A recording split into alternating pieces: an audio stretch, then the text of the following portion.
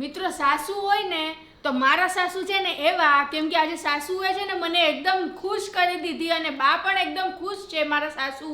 ઈ એમ કહે છે કે મારે તને મેં જે સોનાનો ચેન પહેર્યો છે ને મારે તને દઈ દેવો છે, પણ એનું કારણ શું, તમારે શું કરવા મને દેવો છે? પણ તમે બા હું કામે પ્રાચીને ચેન આપો છો? અમારી વહુ છે એટલે. પણ તમારી વહુ હોય તો પણ એને સોનું ઘણું પડ્યું છે. હા, ઘણું સોનું તો હોય, પણ નથી દેવું. રાતથી પહેરાવી લઉં. આ બા પહેરાવી દ્યો, એમાં કાંઈ વાંધો. પહેરી લઈશ. ભલે ઈ તો પ્રાચી પહેરી લે ઈ ઉપાધિ કરો માં, પણ એમાં શું છે બા ખબર છે, તમારા ગળામાં હોય ને તોય સારું લાગે. આ તો મારા ગળામાંય છે ને એને છે. પણ તો મારે છે આઈ રહ્યું, એવું ના હોય, તમે રાખો ને તમારે લેવું. ભલે રહ્યો પેક. અરે ભલે, હવે લઈ દીધું તો પછી પહેરી લે.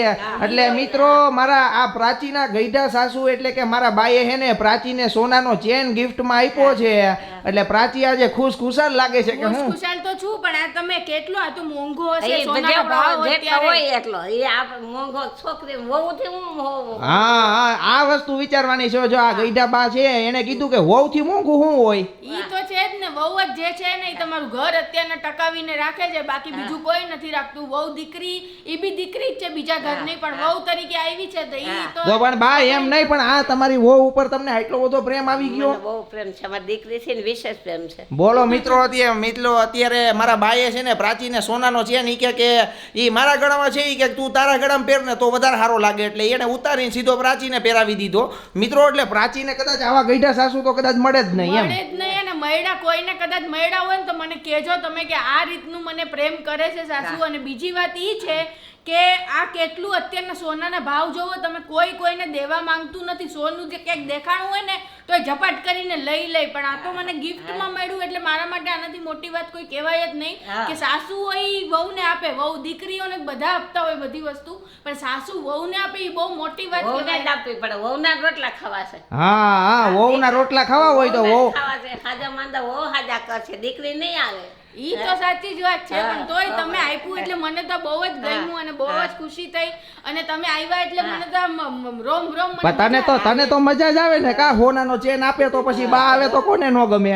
એટલે મારા બા આવ્યા અને બાએ પ્રાચીને છે ને સોનાનો ચેન ઉતારીને ગળામાં પહેરાવી દીધો. મિત્રો હવે આવા તમારા ઘરની અંદર જો આવા કોઈ કિસ્સા બનતા હોય ને તો ફટાફટ કોમેન્ટ કરજો, ધબધબાટી બોલાવજો. કારણ કે આજે વહુ ને ગઈઢા સાસુએ સોનાનો ચેન ગિફ્ટમાં આપ્યો છે ને એકદમ ચેન મસ્ત છે. એકદમ નાનો નાજુક અને વચ્ચે દાણાની ડિઝાઇન છે. એટલે પ્રાચીને એમ કરીને લઈ લીધો મારા હાથમાંથી. પણ એમ નહીં બા, એમ નહીં, તમે વહુ ને આપો છો તો દીકરાને કઈ નહીં આપો? દીકરા તો આપતા જ હોય. પણ દીકરાએ જ આપ્યો, દીકરાને દેવું. હા એમ દીકરાએ આપ્યો છે એટલે વહુને દીધો, બાજુ દીકરાને પહોંચી ગયો, એવું એવી લોજિક છે બાવાની. અરે મારા પાસેથી બા પાસેથી વહુ પાસેથી મારી પાસે આમ ચકેડું ફેડા રાખે મિત્રો. એટલે વિડીયો જોવાની મજા આવી ગઈ હોય તો વિડીયોને લાઈક અને શેર કરવાનું ભૂલતા નહીં. અને તમારા ઘરે પણ જો ગઈઢા કોઈ મા બાપ હોય તો એની મસ્ત સેવા કરજો, ખવડાવજો, પીવડાવજો ને ધબધબાટી બોલાવડાવજો. પણ એમ નહીં, તમે બે ન્યા મનાલી ફરવા જાવ તો પછી આ બા ક્યાંક બીમાર પડ્યા હોય તો તમે સેવા કોણ કરે ન્યા એની? અત્યારે એવી મનાલીમાં કઈ એવો ઠંડી ન પડતી હોય જે ડિસેમ્બરમાં પડતી હોય. આમે ઉનાળો છે અત્યારે, અને ઉનાળામાં જ મેં બાને કીધું કે આપણે જઈએ ને તો અહીંયા કરતા તો ત્યાં ઠંડકનું વાતાવરણ. અરે પણ ઠંડકનું વાતાવરણ ભલે હોય, પણ મિત્રો અત્યારે આ સાસુ વહુ બે બેઠા ઘરમાં ખાલી વાતું કરે ને વાતું એવી કરે કે એને મનાલી ફરવા જવું છે. તો પણ એમ નહીં બા, તમે મનાલી કોઈ દી ફર્યા નથી? મનાલી મેં જોયું નથી, પણ મારી વહુ લઈ જાય તું કામ ના પાડશો. પણ હું ના એટલે પાડું છું કે ન્યા બરફ હોય, પણ બરફમાં તમે ન રહી શકો. અરે મરી જાય તો ભલે પણ મરી એમ જાય. ના, પણ ત્યાં બરફ એવો ન હોય. આ ધવલને મોકલવા નથી ને એટલે એમ કહે છે. અને પણ ઉનાળામાં તો બરફ ઓગળી જાય. પણ નો ઓગરો હોય તમને લાગે અહીંયા કરતા છે ને ઠંડુ હોય ન્યા. કાંઈ ઠંડુ ન હોય ત્યાં અટાણે ન હોય ઠંડુ. આ તાર લઈને જ જવા. પણ લઈ જવાની વાત નથી, પણ આ સાસુઓ બે ભેગા થઈને ક્યાં કે હું ઈ જ કહું છું કે તમે રહેવા દો, અમારી બંનેની ખાલી ટિકિટ તમે કરી દો ને એટલે તમારા માટે ઘણું હોય. અને અમે બે ફરી આવીએ અને અમને મજા આવશે. આધ્યાને બી ત્યાં લઈ જશું એટલે આધ્યાને બી મજા પણ એમ ના, તમે બે સાસુ વહુ ને તમારે એકલા જ આવવું છે? અમે એકલી હોઈ જાવ. હા પણ તો એક કામ કરો ને, તો તમારે મારી ક્યાં જરૂર છે? તમે બે એકલા જાવ ને મજા કરો. ટિકિટની વાત નથી, પણ તમે એમ કહો છો અત્યારથી જે નામ લીધું ઈ ભેગું એમ કહો બરફ હોય ને ઠંડી લાગે ને આમ થાય ને ઓલું થાય, એના કરતા અમે બે જઈ આવીએ. કપડા લઈ લેવું. અરે પણ એમ નહીં બા, તમે વાત વાત સાંભળો, આ પ્રાચી છે ને 2 મહિનાથી મનાલી કરે છે. હું એને ના પાડું છું. હવે તમે આવ્યા ને એટલે ઈ તમને વાદે ચડાવે છે. કઈ હોય ઠંડી, અટાણે તો ગરમીમાં તો ત્યાં ભલે ઠંડી ગરમીમાં છે હોય. ને ત્યાં બરફ એટલે એમ નહીં તમારે આ 90 વર્ષની ઉંમરે બરફમાં ધુબાકા મારવા છે.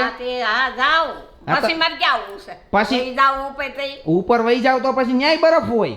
તો ભલે નું કા હા ત્યાંય બરફ હોય નહીં મારે બરફ. તમારે બહુ હોય ભેગી મને હાથ તો દે.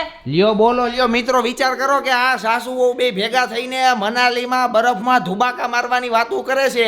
હવે મારે કદાચ હવે એવું લાગે છે કે હવે તો મારે છે ને મારા બાને ને પ્રાચીને મનાલી મોકલવા જ જોઈએ, કારણ કે પ્રાચી એકલી હતી નું ના પાડતો હતો ને તો હાલે. હવે બાને ને પ્રાચીને કેમ ના પાડવી? ના પાડવી જ નથી આપણે. તમે ટિકિટ કરી દો, અમે વયા જશું, કેમ કે તમને બહુ ઠંડી લાગે અને અમને ઠંડી લાગતી નથી. અમને બહુ ગરમી થાય છે પણ બા હું તમને કહું, ન્યા છે ને આમ આખા બરફ હોય, ગાડીઓ પણ ગાડીઓ ઠકાઈ ગઈ હોય. ભલે ટકાઈ જાય અમારે હું પણ તમે હાલી ન હકો. અરે એ તમે કઈક કરી ઈ લઈએ. અત્યારે બાને કઈ તકલીફ નહોતો. બહુ બરફ હોય ને બા, લાંબો ઊંચો બરફ હાઈટ વાળો, તો આપણને કદાચ શ્વાસ લેવામાં તમને તકલીફ થાય, પણ એવું કઈ થાય નહીં. અત્યારે ન થાય, અત્યારના વાંધો ન આવે. અરે તો પણ ગરમીનું કાંઈ તું ન પ્રાચી વિચાર કર, આપણે સહન કરી શકીએ પણ બા નો સહન કરી શકે. કાંઈ નહીં, મનાલી કાંઈ ન હોય ત્યાં ખણાઈ જાય છે નથી જતા. પણ તમારી જેવડા ન હોય. કાંઈ નહીં. અમારા જેવડા હોય ને તો હાલે. મિત્રો હવે તમારું આ બાબતે શું કેવું છે કે નાની ઉંમરવાળા હોય તો મનાલી ગયા હોય તો હાલે, પછી મારા બા જેવડા હોય 80-90 વર્ષની ઉંમર હોય ત્યાં ગયા હોય તો શ્વાસ લેવામાં તકલીફ થાય તો શું તો કરો? હું ઈ જ વિચાર કરીને કહું છું, ડિસેમ્બરમાં જઈએ ને તો બાને તકલીફ થાય, અત્યારના તકલીફ ન થાય, મે મહિનામાં આટલી બધી તકલીફ ન થાય, મજા આવે ઉલટાની. તમારે મજા કરવી છે? હા તો હાલો કઈક વિચારશું. મિત્રો હવે તમે બહુ લઈ જઈને મારે જવું જ છે. હા પણ તો તમે તમારી વહુ ભેગા જાજો, હું નહીં આવું. રેડી?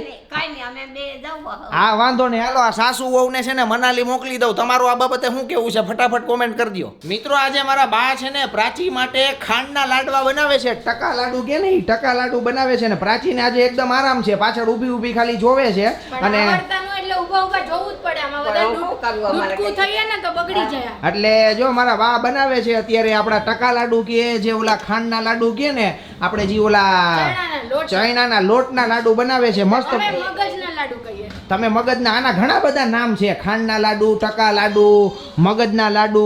અને આ પોચા બનશે ને બા હારામ હારા એક નંબર. આ દાંત નો હોય ઈ ખાઈ શકે ને? હા તો વાંધો નહીં. મારા બા જો આજે લાડવા બનાવે છે અને આ ચણાના લોટના મુઠિયા જે છે એ તળી નાખ્યા છે. એટલે આનો લોટ કેમ બાંધવાનો હોય? મોન ગઈ મોણ કેનું દેવાનું? તેલનું મોન ગઈ અને કઠણથી બાંધ લેવાનું. બરોબર.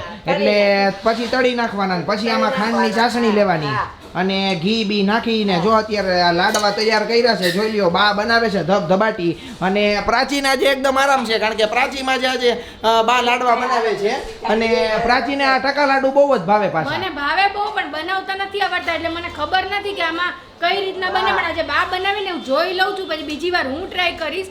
એ બી થોડાક જ, જરાક જ 4 લાડુ બને ને એટલે. યસ 100% એટલે એકદમ મસ્ત બનશે. આધ્યા લે તો આધ્યાને શું કરવું છે? ટકા લાડુ ખાવા છે આધ્યા તારે?